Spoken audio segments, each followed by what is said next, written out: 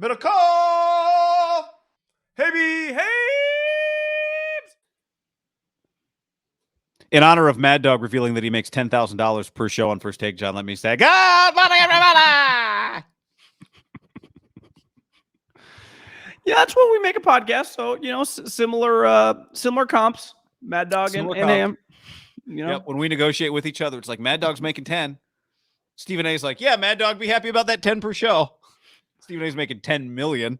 You know what it shows you when you get a guy who doesn't need it? Like we were just talking, like, obviously he likes it. I think he takes a lot of pride. He enjoys, like, he sees a lot of himself in Stephen A. Stephen A. sees a lot of himself in him.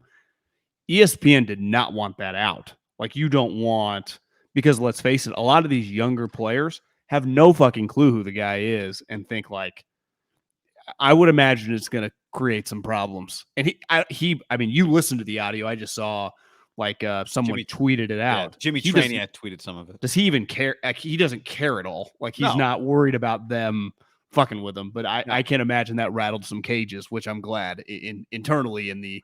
Is it the worldwide leader anymore? I'd say no, but a past champion who's still going. Still carries some heavyweight. Their brand recognition is very strong. I'd say their brand recognition is bigger than what their impact now. Yeah, non-games.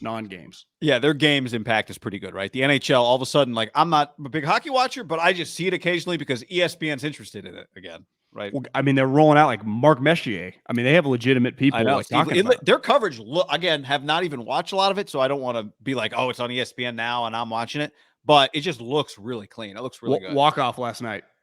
I heard about that. There was some. I don't think it's called a walk-off. I like skate off. There was some controversy about a shift change, John. I got to do a deep dive on that. But it's 3-1 Avs. Okay, we got a lot. We got some mailbag to get to today. We got to talk about Arch Manning today. We got to preview our Sunday. Remember Sunday, our Sunday conversation. That was a Bob Lee thing. That was ESPN. Lincoln Riley coming up on the podcast on Sunday. We talked to him.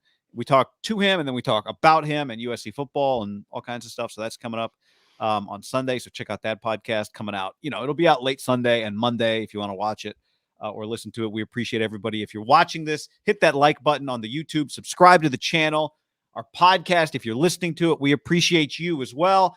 Leave us a review, 5 stars, Apple Podcast. That helps us out. All the stuff you guys do helps us out, helps us make money and helps us grow.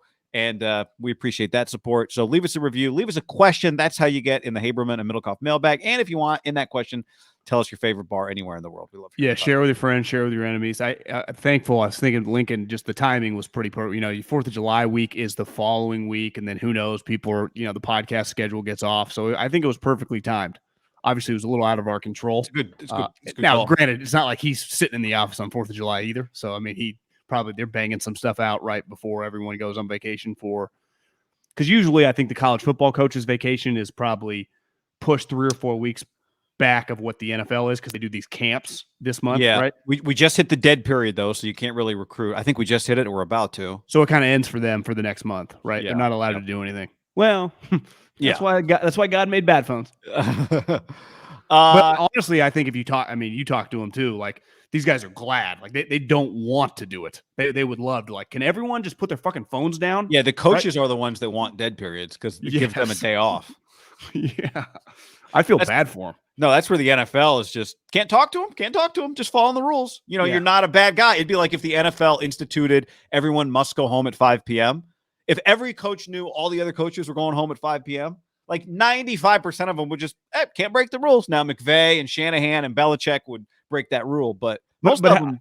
But I think they've noticed it because Kyle's like, yeah, our practice, we're good. It's like and you look around the league, most of them are not. You see all these teams getting popped.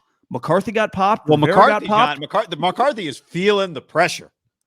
Well, he got popped for having a physical practice, right? And so did Ron. Yeah. The moment you put one hand on someone, players call that shit in. This is not flying on our watch anymore. Can you imagine McCarthy's like, guys, did you see what the 49ers did to us last year? We're soft.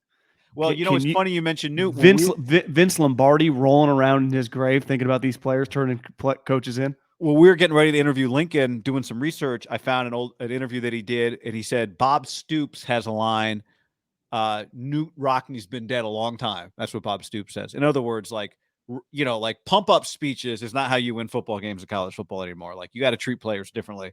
Newt Rockby been dead a long time. It's a good line. Well, I agree. I think college more than the pros. There's something about like Pat Hill and Urban and Saban. Like every once in a while, a Saban thing will leak, like pregame or on a Friday night, and you're like, oh my god, if I could make a tackle, which I can't, I would make a tackle for Nick. I do now. Again, like part of why Nick can do that because all week their scheme's elite, their practices have been elite. Right. He's right. You're in the biggest games. I do think there's something about like Kirby Smart. Remember Ed Ogeron after they beat Alabama, Roll Tide, what, fuck you? I mean, that was just like, God damn, these guys are having a good time. Yeah, when you can back it up, it's as powerful as it gets in sports. Hey, before we go any further, let's tell the people about our friends at sleepnumber.com/ham, sleepnumber.com/ham. Go into your local Sleep Number store or go to sleepnumber.com/ham to check out the latest deals. Yeah, we are long-time Sleep Number bed sleepers. Can't recommend it enough. Sleepnumber.com/ham. Guy has one. I have one. A lot of people listening have one through us. We appreciate anyone who's ever got a bed through sleepnumber.com/ham. For any of you people, having a good night rest is a game changer. Changes your life. Sleepnumber.com/ham. Sleepnumber.com/ham. Sleep Number, Sleep IQ sleepers get more sleep on average every year than non-Sleep Number or Sleep IQ sleepers. So check it out, sleepnumber.com/ham. You know what's funny? You know how you told me you jumped in your car and you broke your rib or whatever? Yeah. The other day, I'm not exactly Schwarzenegger in his prime here, but I do some light weights.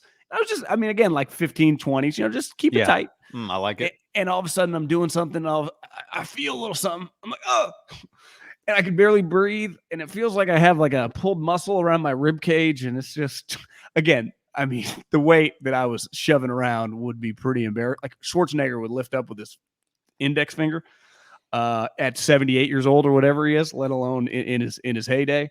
So I'm hurting a little. You think it's when you breathe in, does it hurt if you do a deep breath? Yeah, what I think it is, as someone who has zero medical experience and knows nothing about the anatomy beside like hands, legs, penis, and head, would be.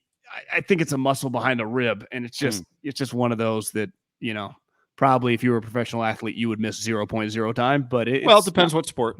Yeah, it's swimming. I think would be hard. 2 weeks off in the NBA.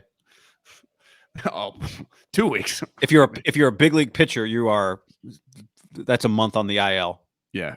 Did I forward you the Scherzer? I mean, just going ape at you did send me that minor league.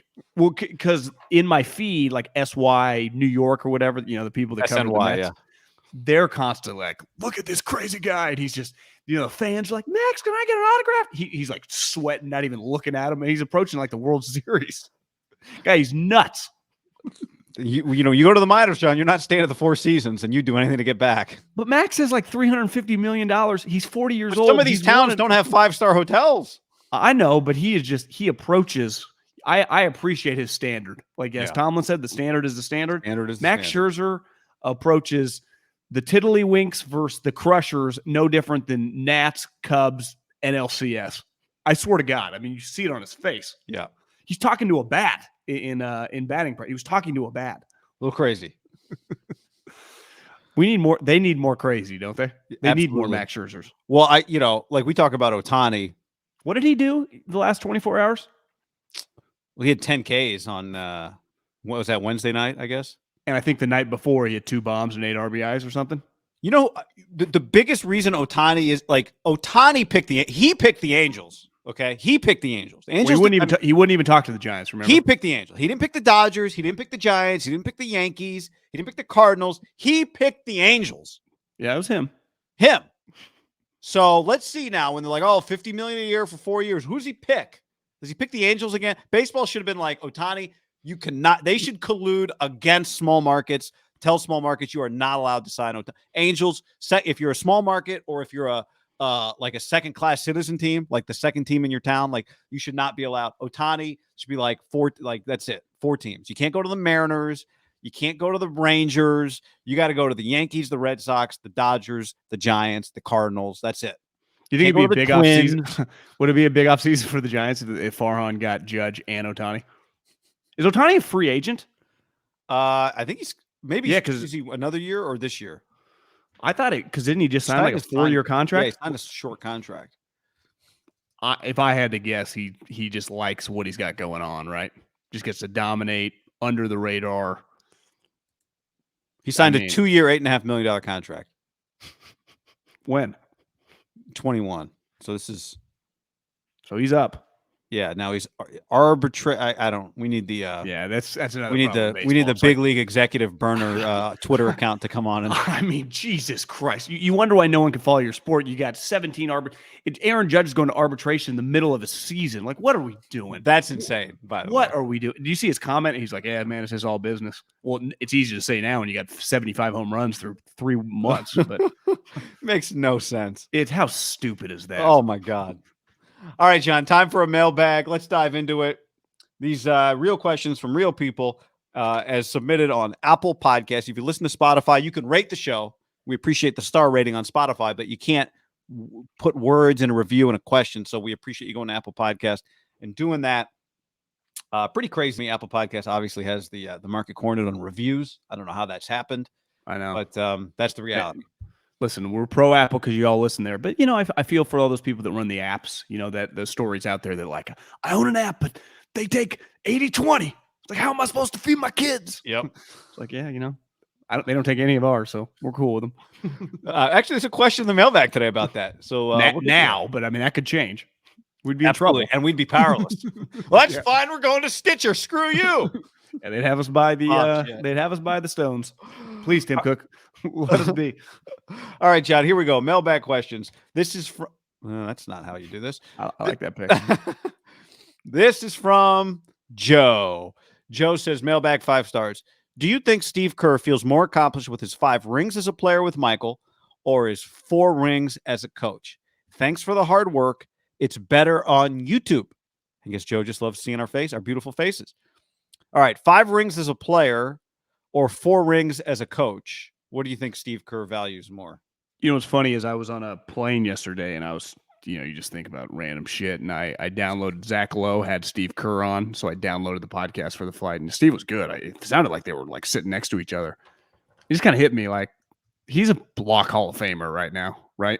Yes. Now, I'm not saying as a player, but just Steve Kerr, the NBA life, he's a Hall of Famer. Because remember, the Hall of Fame, the main Hall of Fame is just a basketball. The Naismith Hall of Fame is not pro or college specific. It's just the Naismith. I'm pretty sure he went to a Final Four with Lute Olson, or maybe they went to a couple of Elite Eights. Yeah, maybe they didn't go. His numbers retired at Arizona. Yeah, so I'd say he's played the Olympics twice, or played the Olympics, coached the Olympics. Sorry. If he was if his story was the equivalent of in the NFL, would there 100% be a football life Steve Kerr? Given his college, pro and coaching career. If NBA TV ever did that kind of content, there should be an NBA basketball life Steve Kerr. That's a good call. Yeah, I mean, to me, I would imagine he'd tell you they're all pretty unreal. It does feel that as a player, his Michael experience was pretty fucking legendary. I mean, he hit basically a game-winning shot in the finals when Michael passed him the ball from Michael Jordan. Right. I mean, Michael doesn't pass to anybody. He looked at him. Remember in the huddle? He told him, "I'll be ready." Yeah, I'll be ready to go. While Phil Jackson was coaching, like I would put that on par with his Warrior dynasty, right? Being with Michael Jordan. Yeah. Now, 2 of those rings were Spurs rings, right? 99 and 03. So yeah, to me, I put those in a unique spot. Like I would put the Warriors and Michael above those, and those aren't bad, but because I think one of those was 99, the short year. Was a short year. Yeah, I remember that one. I think Greg Papa was the voice of the Spurs that year. I think there probably is nothing like having been on the floor to hit game-winning shots or just shots. You know, being on the coaching has got to be awesome, but being on the floor and being as in the fight as you can be in the fight. I did see he said that this ring was maybe the most improbable one he's been a part of, or not improbable. I mean, they're not like the underdogs out of nowhere, but relative to the other teams that he's been on that have won, they've been, you know, this was our Villanova 84. Yeah, I mean, it's, you know, we were picked 3rd in the division. This was our Jimmy V moment. But it is relative to the Bulls, the Spurs, and definitely the other Warriors championships. They are. I mean, it's the like he's been a heavy favorite most of his life in basketball. I wouldn't say his first one was improbable, but 14, 15, like I don't know if they were the prohibitive favorites that year, right? Yeah, no, they weren't.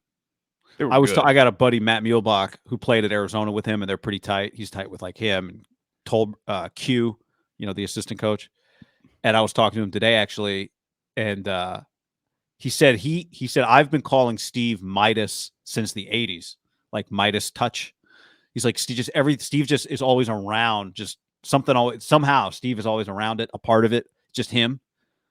So I guess people that knew him in even the college days, he's always had that quality of just being a part of greatness. How about the guy you went to high school with? Mike Silver and him were like best buddies in high school. That's right. The volume of Mike Silver. Think about the likelihood of that. Like Haberman and Middlekauff. Shocking Mike Silver didn't last long at the NFL Network when he was bashing all the Roger Goodell. It's probably a tough line to walk when you're an old school journo and working for the NFL Network. It's not really going to work out. Yeah. Well, also, the football team tenure was short, right? Oh, did that come to an end? Well, I don't know. I assume no. Which is the off season, Oh, but next up, you're maybe right. Todd Bates in Vegas, real name on the internet. Keep up the great work. You guys are a great duo. I think you should just do an NFL podcast, but I think you grew up together and have the same rooting interest. You guys bring the podcast heat. Congrats on the Warriors win. And even more importantly, big congrats to Habes for the Raider Nation guy pod. I like to see good guys get theirs. You're the Steph Curry of Barry of podcasting. Should have called it the Guy Raiders Man pod with Guy Haberman, though. I look forward to hearing it when it comes out. Me too. I can't freaking. You first guessed David Carr. Did you see his top 5 tight ends? Darren Waller was number 1. Kelsey was like 4th. I did not see that. No. Yeah, Kelsey was like 4th. Darren Waller, heavy favorite, number 1. Top tight ends in the NFL. Gotcha. First guess, Greg Papa. Yeah. Then Musburger. Then all the cars. Yep. Todd asks, and I can't wait. Keep tweeting at me about my Raiders pod. I can't wait. Todd asks, what sports icon do you think is most likely to also be a serial killer? I think it's Tim Duncan. I love the guy, but he's got that scary, quiet thing going on. I bet he's extinguished a few golden retriever puppies after a bad day. Jesus. Thoughts? Good God. Have you seen Lane Kiffin's dog, by the way? That's like, he's got like a lab. It looks like a lab, like a golden lab that's around the office nonstop now. I have not seen it, no. Yeah. All right, pro athlete most likely to be a serial killer. Tom Brady. I mean, without question. What's funny? He's like, you guys should go all NFL podcast, which I would say the majority of this is. And then his question involves an NBA player. Well, what football player would be a serial killer? Gruden. You have to exclude actual killers. If someone's been accused of murder, they can't be an answer here. Aaron Hernandez out. He's also dead. I heard someone say the late Aaron Hernandez. Maybe it was Coward. It's kind of probably weird. Like, do you give the guy respect when he was a murderer? Would you be like, the late Ted Bundy? Like, is that the way it works? Or do you just he was prolific in his day. It's like I think Aaron Hernandez has like potentially 4 or 5 kills on the. Okay, but I think the difference. Serial killers are really bright, smart people, right? Well, wouldn't you say most great criminals are, right? Yeah, I mean, it's different than a murderer and a true 15 years not getting caught. That's a different level of killer. So like Freddie Kitchens, Tom Sewell would be out. Yeah, it'd have to be exactly. It'd have to be, like someone who's a genius, viewed as a genius, maybe. Who? Photographic memory, Andrew. Oh, Andrew Luck, history buff. Like it'd be like all these murders occurring, like copycat murders from the 20s or something. Yeah. Randy Johnson, scary, very smart, always taking pictures of things. Why is he always taking pictures of things? Good call. No one's ever. Do you remember when he couldn't control his anger and he shook the guy on the streets, like, get away from me? That's when right. He was with the Yankees. Camera. He took the camera out of it. Now he didn't murder a bird, so it might disqualify him since he's already under suspicion. Yeah, he has killed a bird. Yeah. I like Randy Johnson. The problem is,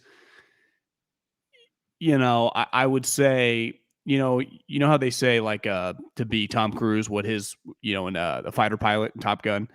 it's hard. Like you can be like 6'3", you don't fit in the cockpit. Like they like their guys like 5'9" to 5'11", one well fit like 170. It feels like how many serial killers would be 6'11"? Like it'd be hard for him just to like kind of blend in. We're looking for a white male, long hair, 6'11". Found him. But you could argue who has seen Randy Johnson lately. Yeah. He's under the radar. From Livermore. Sorry to put that on you, Randy. Yeah, we apologize. I always enjoyed your career. I don't know why guy picked you. I don't know. Whoever we're going to pick, I mean. I just had the photography thing stuck in my brain. He just needed a hobby. Good hobby. Anyone else to add? It feels like whoever you're going to bring up, I think we could just eliminate a lot of the dumb guys, Like Jock Peterson, no chance. The other thing is they're very charming, right? So like McVeigh. Yeah, pretty good one. They tend to be charming. Married, uses that as like a, what's it called? Like a, to like a cover up. Yeah, get people's attention off you. Yeah. Slow-footed, weak-armed quarterbacks. 7 have been murdered in the last 3 years. Sean McVay under suspicion. Goff just disappears into the bay. Be like, the only guys who have survived are quarterbacks who make quick decisions in the Bay Area. None of them seem to be murdered. They're protected somehow. You know who might fall into this category? It would be a tall, skinny head coach that wears a beard with a famous last name that might coach the 49ers. Kyle Shanahan? Very, very intelligent, sneaky, kind of edgy and angry. Yep. But puts on a happy face. Charming when he wants to be. Can make, you and I shared a laugh with them earlier this year. We were the only guys that got his joke. No one else. We were the only guys that got his UCLA joke. When we get Kyle on, that has to be the first thing we talk about with him. Did he failed out of UCLA as a graduate? Yeah, like, assistant? hold on. You have to explain the fact that you were at UCLA for a semester. Like, nobody ever talks about that part of your history. Yeah, I can't imagine him attending one class. It's like, that'll get you in, but he can't get you an A. Because you do have to stay eligible. Next up in the mailbag, this is from C. Brock 126. Love listening. I get on it every time a pod drops. 5 stars. Question. I'm looking to support your revenue stream any way possible and help put food on the table. If I could listen once to anywhere, Apple, Spotify, YouTube Live, which is maximizing the money option for you guys? Lastly, if you ever find yourself in Portland, Maine, check out the Great Lost Bar for 200 plus craft beers on draft. I would say if you go to YouTube when we're on just a live and you go to Super Chat and you gave us $1 million. So, and we could, all we need is 1 million people to give $1, John. But the problem is YouTube would take a cut, so we actually wouldn't get it. And then because I was going to say then we could take off all the ads and we wouldn't. Well, we'd still put them in because remember, Sirius is like ad free, and then it's ads everywhere. It's like a streaming ad free, ads everywhere. It's like that's never how it works. It's always like ad free, just pay, and then it's real like we can also throw in ads, and they're numb to it. It's that Peacock. It's like I'm paying for streaming, and then US Open is just nonstop ads. Like, what am I paying for? Yeah. Sirius was king of that. No ads was just in a world when everyone had ads. You could say no ads. And now everyone has ads again in the paid platform because you had to get people to like realize I'm going to pay for this one thing. Doesn't make any sense. But now that everyone is conditioned. I do think Sirius XM built their original 100%. platform on it. Yep. But now I'm numb to it. I'll just be driving. Mad Dog would be like, we'll be back in 15 minutes. And then just ads. I'm just like driving around. It's luckily like there's so different normal radio. 7 million channels. So you just start clicking around. Yeah. Boom, forget where you were. Like Pearl Jam. Boom. I go to a little country. Boom. I go to a little whatever. I mean, options. Yeah, I would say what maximizes our dollar. Just telling people. I mean, yeah, I think. I mean, all those are good. We don't discriminate against consumption. We just want consumption. We've turned this bad boy into about 4 different revenue streams in different angles, so no big deal to us.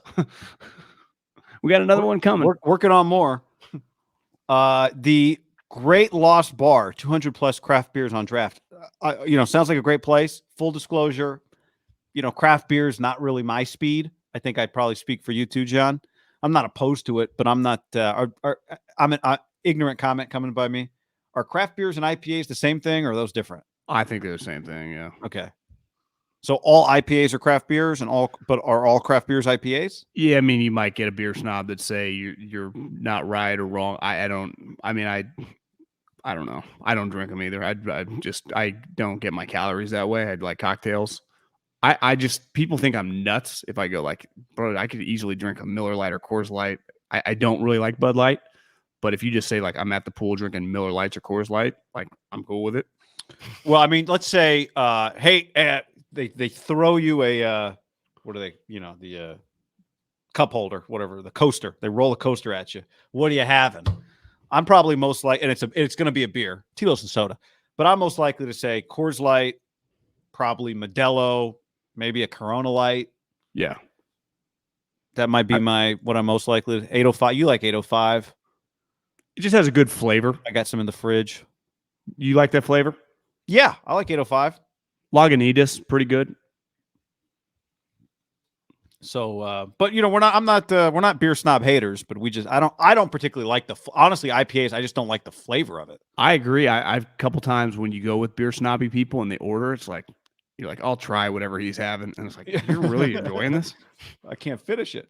Speaking of can't finish it, Holy mailbag shit. question. Guy, if this was a homework assignment, I wouldn't read it. What is it? TDLR, TLDR, too long, didn't read. All right, let me take a breath here. Nick Merck. Question. With this championship and a strong close to his career, does Steph Curry start to challenge LeBron for best player of this era? I don't see why he can't. You could argue he's impacted and involved the game more. Is a better offensive player, elevates players around him just as much, now has 4 rings. He's done it in one place versus the same core versus buying his success. He's also more humble, more likable, aging much better, in my opinion, than LeBron, who has turned too egocentric and, frankly, kind of weird. Thanks, guys. He says thanks, and then he writes another 300 words. But let's answer that question first. No, I don't think Steph can pass LeBron as the best player of the era. I also think it's probably a little unfair to say he's a better offensive player. LeBron is a much better passer. He has a higher points per game throughout his career. Obviously, Steph's a better three-point shooter, but LeBron's field goal percentage on non-threes is better. Like, listen, I'm with you. He's gotten really annoying. I don't like him really anymore. Nothing personal. It's just he does nothing for me. You just called him annoying and then said nothing personal. So I think it's somewhat personal. Well, when I mean it's annoying, his whole basketball thing. It's just all like the mercenary thing. Yeah, I guess it is personal. It's because we're talking about a human. Nothing personal, but I can't stand to look at the guy's face. But I think part of Steph's value is the intangible shit, right? The leadership, 100% stuff that LeBron kind of has, but he kind of picks and chooses it. I mean, I think part of LeBron he is just such a physical force, right? At his size, you think back to what it was like to see him come into the league at his size to do the things he does. He is, maybe we take for granted a little bit how unique he is. Now, if given the choice to start my career with Steph, to start my team with Steph or LeBron, knowing that Steph just won 4 championships, I just go with Steph. My life will be easier. It'll be more entertaining. He won't ever leave, and I'm going to win as many titles. I would go with Steph. But, I mean, LeBron, the physicality of LeBron, I think, is what separates him from so many players in the history of the sport at his size. Yeah. This question, mailbag goes on. But since he gave us 5 stars, I'll continue reading. I first found Middlekauff on the Cowherd feed 3 years ago and immediately loved his direct, smart, opinionated style. His takes on the NFL are really unique, well-informed, and complex from his time as a scout. You like a wine. This led me to find the Ham podcast, which is equally awesome addition to the podcast lineup. Haberman is just as good, and their rapport together might as well be the best in broadcasting that I know of. Together, really smart, good NFL and Niner content, which I'm particularly addicted to. Highly recommend, so much so that I actually prioritize 3 and Out and Ham over the Herd because they are that good, which I can't believe I'm saying out loud. Question for the pod. Everyone seems to be convinced of 2 things. 1, I love how he just goes to a whole other review without acknowledging that this is the same review. This is like the PS. PSSS. Everyone seems convinced of 2 things. Where's this question from? Also, kids will never know what PS is because they'll never write letters ever again. This says June 17th, 2022, but listen to this question. Everyone seems convinced of 2 things. The Jets are taking Wilson with the number 2 pick, and 2, the Niners know this because of the relationship with Saleh and LaFleur, prompting them to move up. Both just seem too obvious. I'm not sure Fields isn't the best prospect behind Lawrence. Agreed. Maybe he copy and pasted an old one. Yeah. Is it possible Mac Jones to the Niners rumors are a smoke screen aimed at Saleh to get Shanahan's former pupils to think he likes Mac so much, leaving the Niners to have their pick of the two, Fields or Wilson? This must be, maybe this is an old review, pasted into a new review. Maybe it's a second review. What do you think the Niners are going to take at 3? McCorkle? I think they're going with Trey Lance, John. I mean, McCorkle's got Patricia. He sits every day with Patricia in an offensive meeting. Think how McCorkle's life has changed. He went from Saban to Josh McDaniels to Matt Patricia. McCorkle's got to be like, Kyle, could we have a redo, buddy? I'll promise I'll work really hard to improve my legs and arm strength. Please. Josh, take me with you. Please. Josh's like, I want to at your price point. Next up, this is from Rosie Havoc. What about the name Double OT for the podcast? Maybe not as the full pod, but like a segment when you guys put up one of those late shows. Anyway, what's in a name? Keep doing what you do. Just win, baby. This guy would be a listener of the Haberman Raider pod. What are we calling it? Just win, baby, with Haberman. Just win, guy. With Haberman and Dan Ventrelli. First guest, second guest, Mark Bedane. Third guest, I don't even know. Keep going. No one even cares. No one even knows who these people are. Kevin Na. Tell us about Derek's golf game. Devontae, maybe. I could see Derek somehow making a cameo in a live event. Keep an eye on that. I'm not reporting this or sources, but would it totally shock you if all of a sudden, like, on the bag?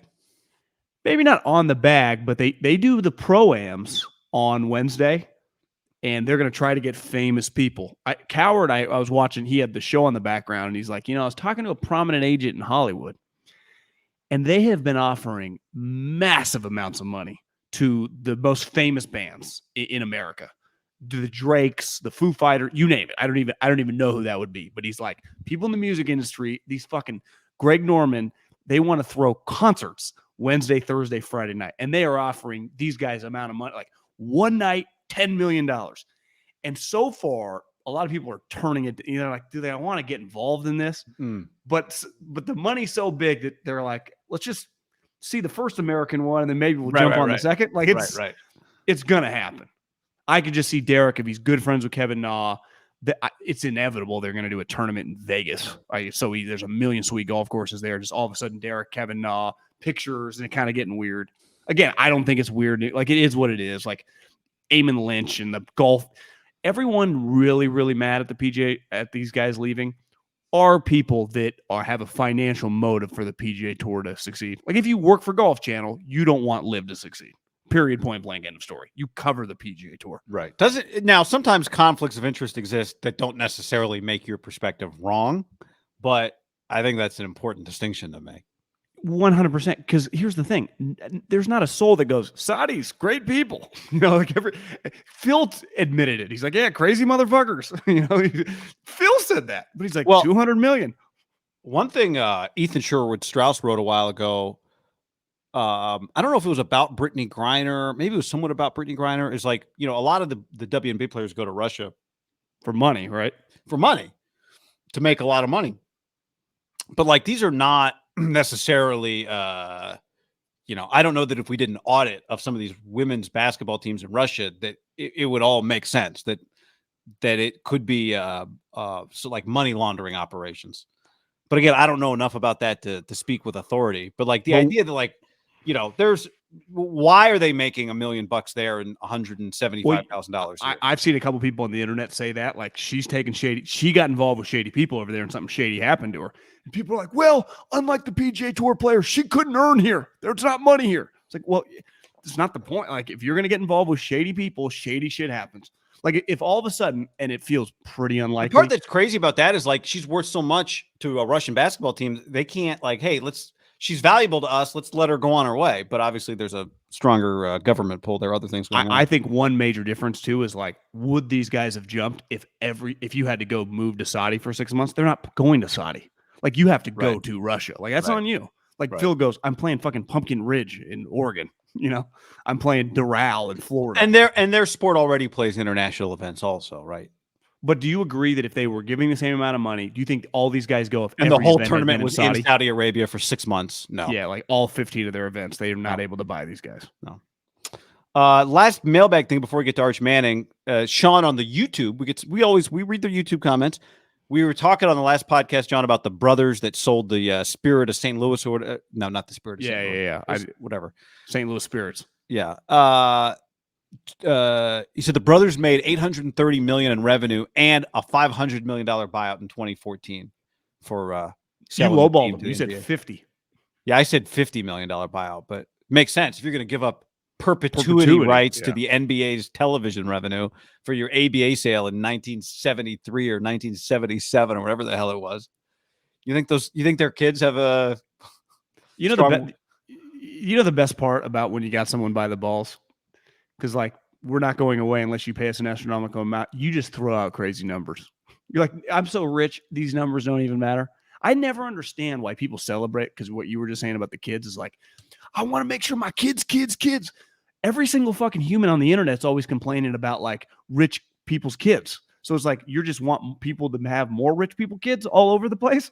Like, it's like, okay, now all these like pro athletes kids are all taken care of and their kids, like who the fuck's going to work? Like Tony Saragusa said, someone has to be the fucking plumber, you know? Rest in peace. R.I.P. to Big Tony. Have you seen any news on what happened exactly? No, honestly, I hadn't. I mean, he was a big boy. He was old. I mean, older. I mean, 55. 55? That's not old. I just meant like, it's not like he was. That's not old at all. But honestly, if you had said how old is Tony, I would have guessed early 60s probably. But that sucks, man. Remember him just on the sidelines? He was perfect, right? The big personality, enormous guy, famous, had won.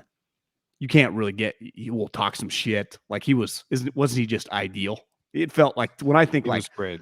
Big time sports personalities, like if I'm an exec, I drool over guys like him. Yep. Lovable. Yep. Had like a Charles Barkley quality to him. I think he kind of he got fired. It was kind of a big deal. Something happened. I don't remember. Like Fox. I mean, you're right, obviously, but I don't remember what happened. Aaron Andrews took his job, I think. I mean, there's plenty of broadcast crews. Was he with Joe and Troy? Maybe it was. I thought he was near the top, wasn't he? John, big news. Arch Manning, nephew of Eli and Peyton, picked Texas. Yep, horns up. And all right. That was the second picture that went around of him on the internet. The first was him and the whole squad, everybody wearing the same outfit. This is the guy who wears these shorts anymore. I mean, Martha's Vineyard apparel. I love golf shorts. I do not own a pair of khaki golf shorts anymore. Well, how long are Arch Senior or Big Arch? Now, all these guys are big people, but the straight khaki with no elasticity in it. That's what they're wearing. Everyone's got the same belt, like woven on the sides. Eli's has Cooper's actually. It's Cooper that has the Ole Miss, and Eli maybe has the Ole Miss belt. The striped, the horizontal striped polo. I almost bought one of those on Wednesday. Almost went classic Ralph Lauren polo with the stripes, but didn't quite fit right. But it's just a great look. Just a great look. That is Arch's. That's Cooper's youngest son, who is Arch's center on the football team. I think he's like a sophomore in high school. A little thicker, you can tell. You know, I could easily see him hitting a growth spurt and becoming a quarterback. I mean, they're all huge. That's the thing. All these guys are massive people, right? Well, the youngest kid's the shortest, and what do you think he is? 6'2"?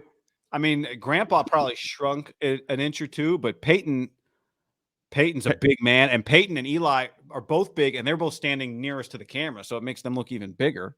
They're fucking huge. Arch is just as big as Eli, it looks like. Yeah, and how old is he? 17 years old? He's a high school. He's going into his senior year. I mean, Eli Manning's a 20-year NFL vet, and look at the. I mean, Arch is a thoroughbred guy, an absolute thoroughbred. Now, it's different because he's legitimately good, and I think Alabama and Georgia wouldn't recruit you just because you're famous. Is that fair to say? I think Texas might, but Alabama and Georgia would not be seriously going after him if they didn't view him as like a legit NFL prospect, right? Yeah. That's if how they didn't Saban think looks now. if Saban, and well, these guys are trying to win national championships. They don't. Yeah. So They don't need the PR. I've watched a couple clips of him on football. Like, I'm a long time out of the game. I mean, he looks solid, but I remember watching Spencer Rattler thinking he looked sweet. So it's hard to tell. I remember being most impressed by his basketball highlights, thinking like, Jesus, this guy's a hoss. But I think it's going to be very, very. Think about, I would say, the best two prospects of the last decade. Luck got to fly under the radar, right, as a recruit, and then when he got to Stanford, he became a really big deal. Trevor Lawrence did not. I remember hearing about Trevor Lawrence in high school, and it was a really big deal, and he immediately started and became a legend. But those two guys became like the two prospects that everyone agreed, like, can't miss, right? I would put this guy on Trevor's level of fame. It just like number one prospect. Every team wants him. Should be a 3-and-done guy. But everyone's already viewing him like he's going to be Andrew Luck. Like it's going to, and factoring in the two brothers who, again, are not even his father, right? I think he kind of gets talked about like he's Eli or Peyton's kid, but he's Cooper's kid. And it's weird, right? In their family, they're all kind of together. So it's like, it doesn't even matter. I mean, they all have the same sperm, clearly, right? I mean, look, like, is Peyton going to produce? Like, I think Peyton's kid's Marshall. Like, I expect him to look like Arch. Yeah. But it does feel very, very difficult to live up to what's coming, right?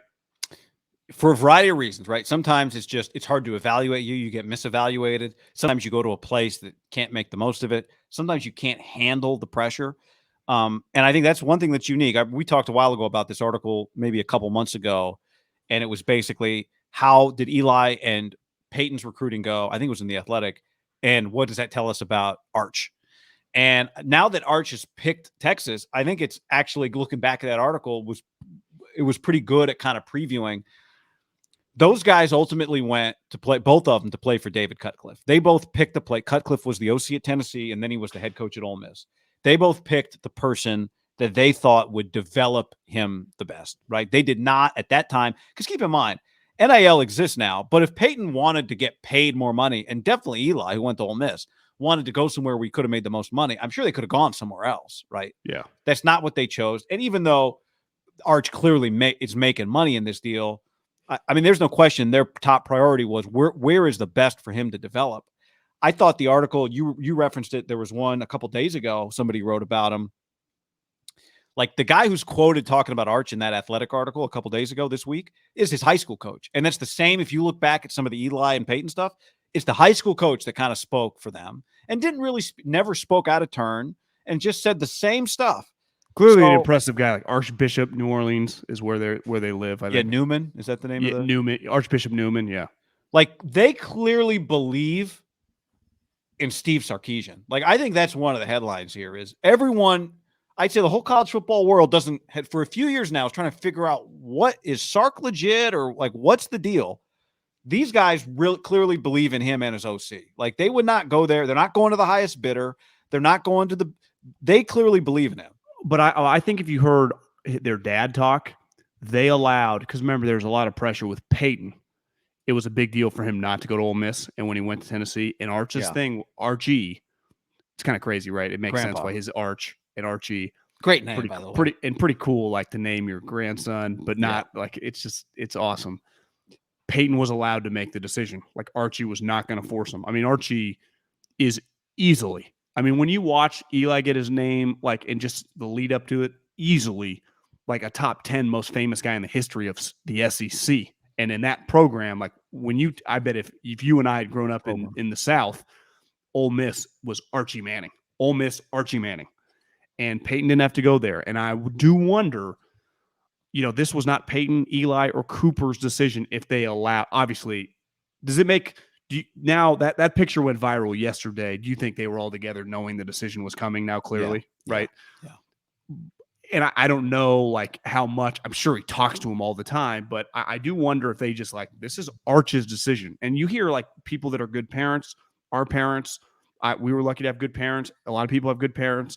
like you do, like you want your kid to lean on you, but ultimately, like, especially with college, like it's your fucking decision. I'm not there with you. So I do wonder if I had to look him up this morning before we hopped on. Milwee is like the quarterback coach's name, who started at Alabama as a quarterback, then transferred to North Alabama. And he had been like a, kind of a middling OCs, like our age, 1 year younger at like Akron and some random. He became a quality control coach at Alabama when Sark was there. Sark took him, made him his quarterback coach, and this guy's been recruiting the shit out of him. They just hit it off. Now, in fairness to Sark, I don't know if Sark's a great head coach. I would say the evidence would be more than questionable at this point in time. But I do think it's fair to say he can really recruit, like Lane. Like they can. Those two guys. Now, Lane, I think, has proven he's a dynamic head coach, right? He just won 10 games at Ole Miss. Like, it's the most regular season wins they've ever had. Sark just went 6-7 at Texas. Now, granted, he inherited a program with no NFL players, but you put him in a room and, like, listen, it did not go well at Washington at all because Pete got there they had a bunch of talent. But the reason he won immediately is Sark left him with a bunch of talent. Like, he really recruited. Like Sark clearly, I don't know him personally. I don't think I've ever really talked to him. People I know that know him really love the guy. A lot of people root for him. Yeah, that's true. I think, but he's going to have my point is, like, he is really good with people. Well, he's got to balance it, though, because, by the way, they play at Alabama week 2 next year. They open with Alabama at home this year. Then they go to Alabama week 2 in 2023, Arch's freshman year.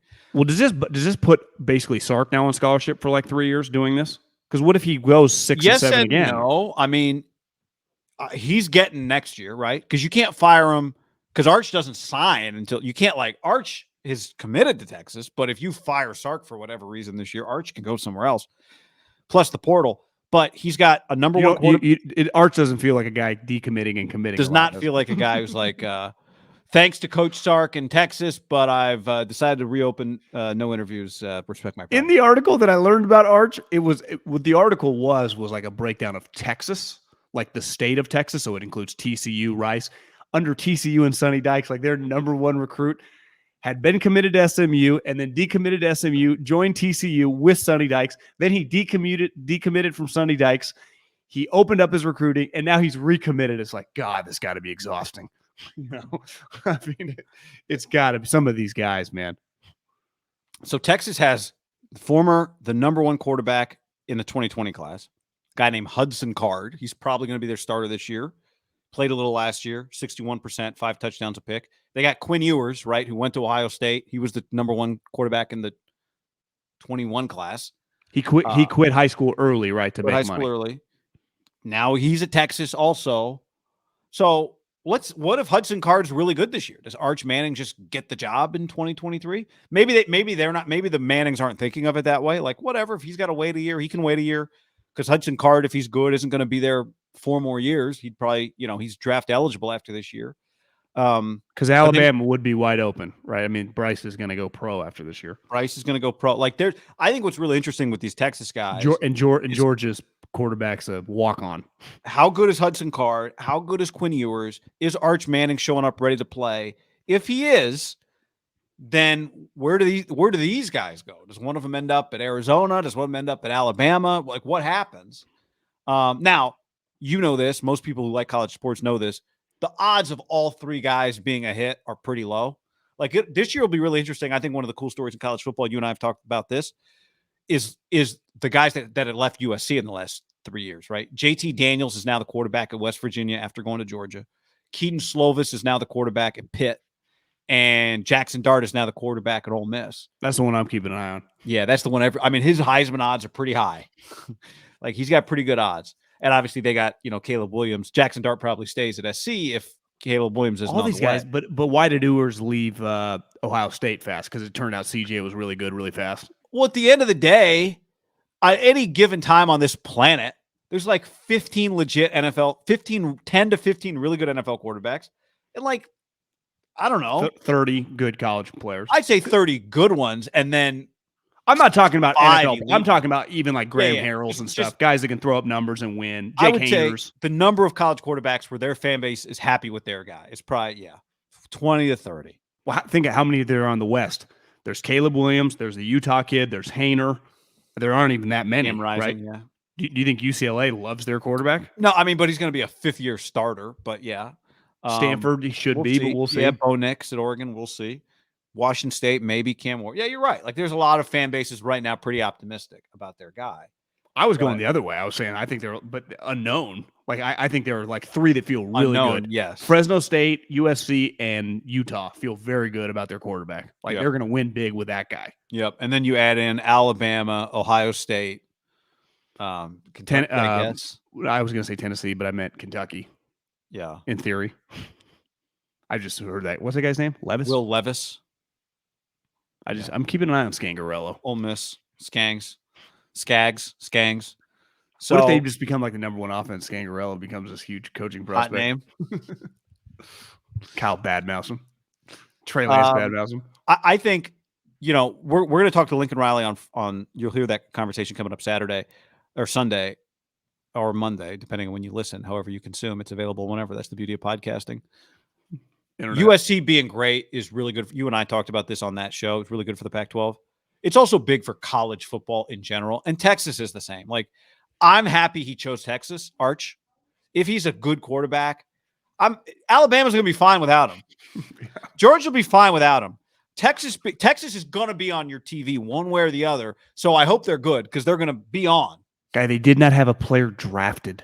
That's crazy. They did not have a player drafted. Like you could argue it's been an ugly, 5-6 year stretch for them. Last year, honestly, felt like the lowest point. No player drafted, 6 and 7. A monkey bit a kid. I mean, it was Pole assassin. They lost to Kansas. I mean, last year was bad. Sark, you could argue Sark needed this.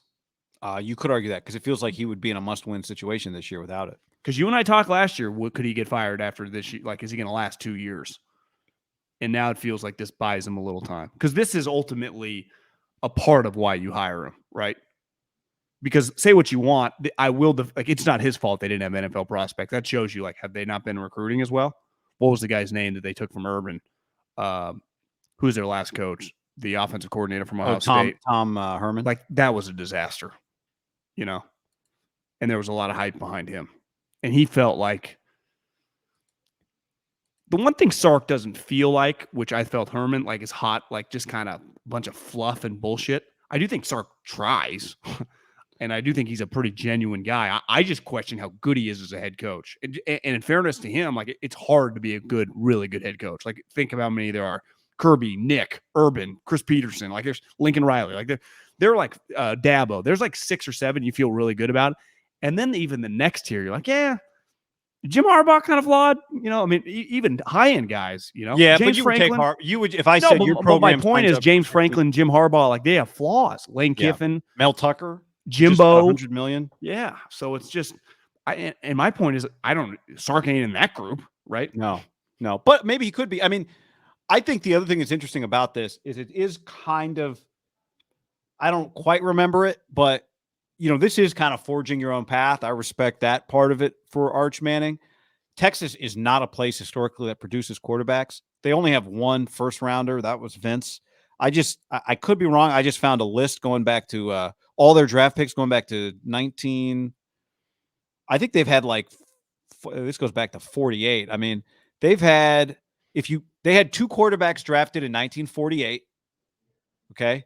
I remember. Yeah. Which is pretty crazy. And then since then, they've had 5 total quarterbacks drafted, not first round picks, drafted. Texas. Colt. Rick McIver, a 3rd rounder in 84. Chris Sims, 3rd rounder 03. VY, 1st rounder 06. Colt McCoy, 3rd rounder in 10. Sam Ehlinger, 6th rounder in 21. That's it. I mean, holy shit. Now, I would say this, though, Guy. If you really dove into a lot of the sweet programs, historically they ran the ball down your throat. Like, when I think when we were like in junior high, like Ricky Williams, right? I mean, Jamal Charles. For a long period of time, college football was run the ball down your throat. And historically, a lot of quarterbacks, right, come from random schools. Elway, Stanford, Marino, Pitt, Luck, Stanford, right? Aaron Rodgers, Cal. It's not even Brady, Michigan, but Michigan's produced a lot of quarterbacks. I'm not defending Texas. I do think, like, if you looked at Alabama's history of quarterbacks, probably not as great as you think till recently. But that is crazy when you say it out loud. I mean, Oklahoma has, think how many more Oklahoma has, right? Yeah, I mean, UCLA's had like 11 guys drafted since 84. Yeah, but when I think UCLA, like academic, quarterback, pro-style offense historically but before you just Chip. assume Texas gets the best. Like, Texas has its pick. They have the most money. They get the best players. They live in Texas. Well, it's historically one of the most overrated brands. Excuse me. The brand is legit. The actual program is like their rival, Oklahoma and Texas. One day I did this for an exercise just because this was maybe years ago. And I was just, everyone, Texas. I just remember looking up, putting Oklahoma and Texas's win totals just for like 35 years. It ain't even close. If I was an Oklahoma diehard, I'd be so tired of Texas. Like, they get talked about nonstop. And we average like 10.5 wins. They average like 7 or 8. Yeah. And think that Oklahoma has a way more natties, way more Think about just the random guys in the NFL. You're like, Trent Williams, fucking Oklahoma. I mean, Oklahoma, it ain't close. Now, that's where Sark. Mark Andrews, D.D. Westbrook, Hollywood Brown. He should be able to recruit on their level. CeeDee Lamb. Yep. Dudes. Alabama, Texas this year in Texas.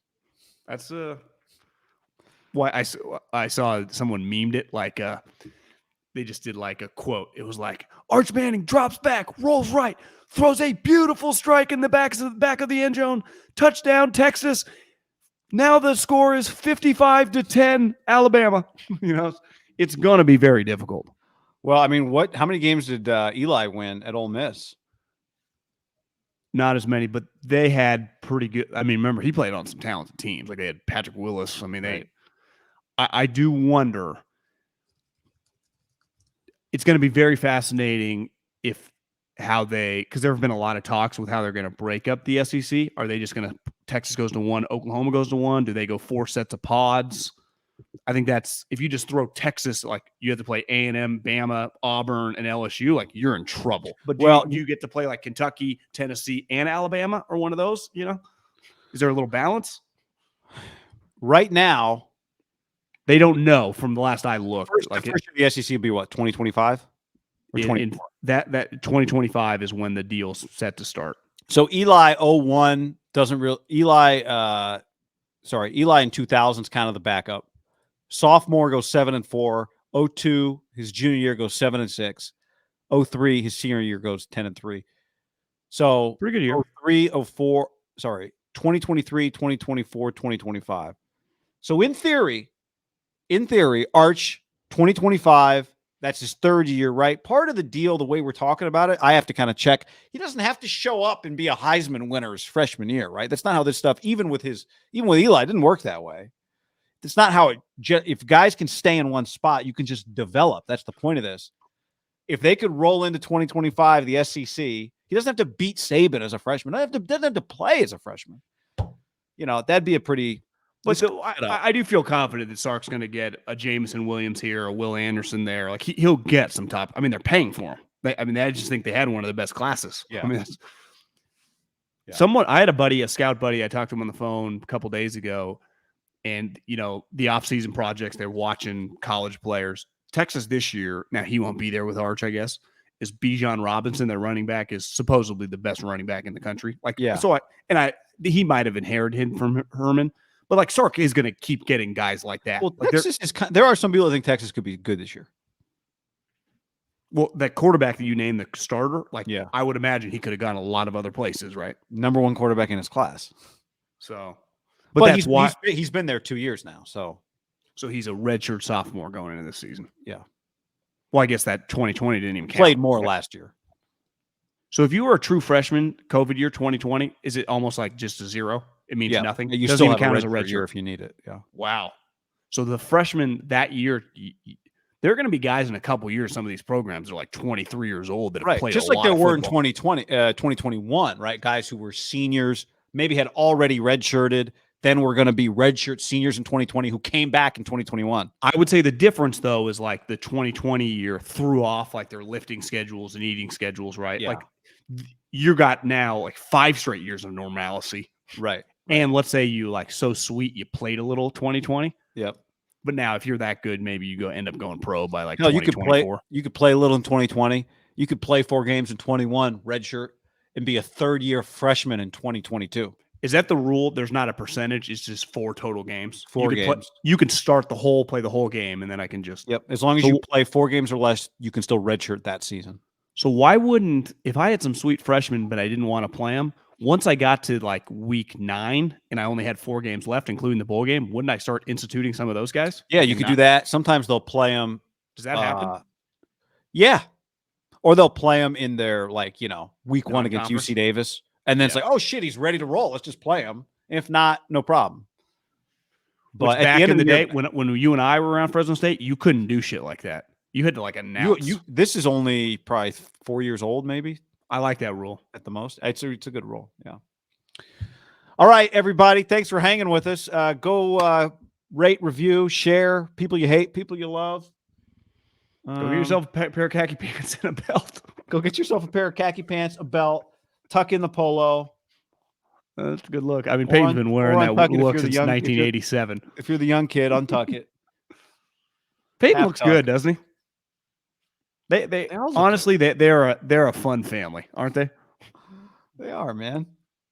They really are just a fun family. Cooper's probably the life of the party. Got to be pretty fun to be the grandpa. Yeah, it's pretty good. Because I think part of it, right, was his NFL career was pretty shitty because they were the Saints were awful. All the people in the South were like, he's a legend we ever saw. Yeah, he's a legend. They're like, you don't understand. If you hadn't seen the tape, Arch was more athletic than Peyton or Eli. That's the thing. Like, Arch was a runner. That's the other thing. Archie. He was like Johnny Football. Yeah. All right. Thanks for hanging, everybody. Later.